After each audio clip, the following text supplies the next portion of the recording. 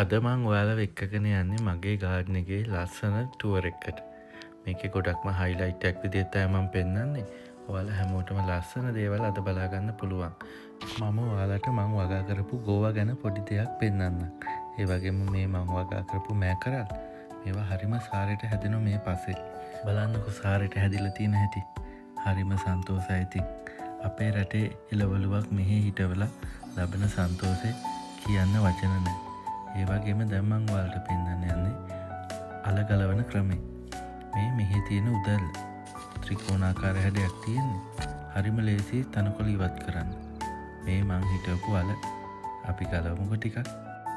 ඉතින් තමන් හිටවපු දෙයක අස්වැන්න ගන්න තරම් සන්තෝෂයක් තවත් නැහැ. ඉතින් මේ තමයි අපේ මහන්සියේ ප්‍රතිඵල. මේ විදිහට එකතු කරලා ගන්නකොට හිතට ලැබෙන්නේ මාරම සැහැල්ලුවක්. ඉතින් අපි මේ විදිහට එකතු කරන අල පොඩ්ඩක් මද පවනේ දාලා වේලෙන්න දීලා අපි ඒවා වෙනම පෙට්ටි වලට දාලා අරන්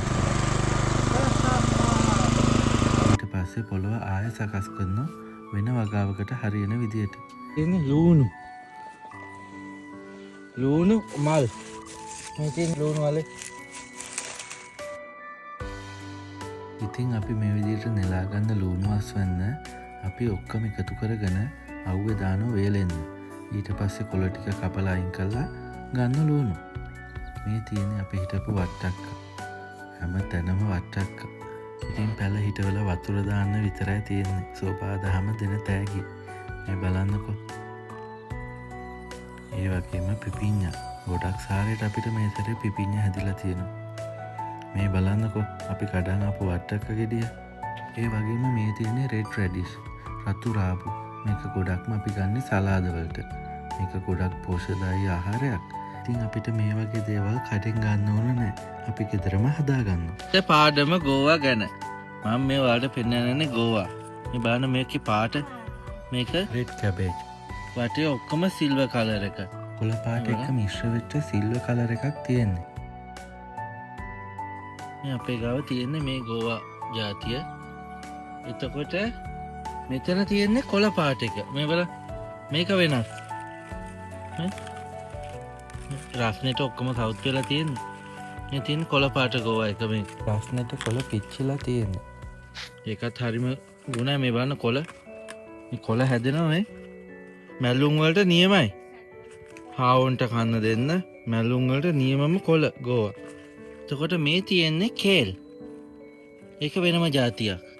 ඒක පොඩ්ඩක් ගැටිටි තියෙන කොළවල. නිලුම් කොළේ වගේ. මේ බලන්න. ඒක වෙනස්. මේ කෝප්ප කොළ වගේ. හරිම රසයි. රෝස මලක් වගේ. බලද්දි. මේ මේ බලන්න ලස්සන තියෙන හැටි ගෝවාගේ. ඇත්තටම කොළ පාට රෝස මලක් වගේ නේද? අපේ ගාව තියෙනවා එතකොට මේ කේල් තියෙනවා. සාමාන්‍ය කොළ ගෝවා එක තියෙනවා. එතකොට මේ සිල්වර් මිශ්‍ර දම් පාට ගෝවා එක. මේ බලන්න. මැල්ලුම් වලට තෙල් දාන්න නියමම දේ. එතකොට තව තියෙනවා අපේ ගාව මේ අතු ගෝවා මේ සෝයා මීට් තෙල් දාන්න නියමයි මේක. මේ අතු ගෝවා. මේ බලන්න.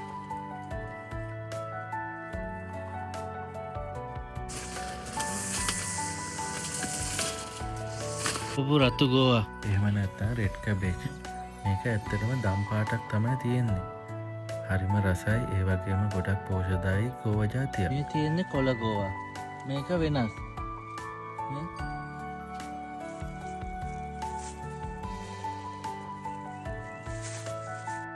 අපි හිටවලා තියෙන්නේ බ්‍රොකොලි. අපේ වත්තේම අපි හිටවන්නේ ගොඩක්ම අපිට විශ්වාසදායී හින්දා.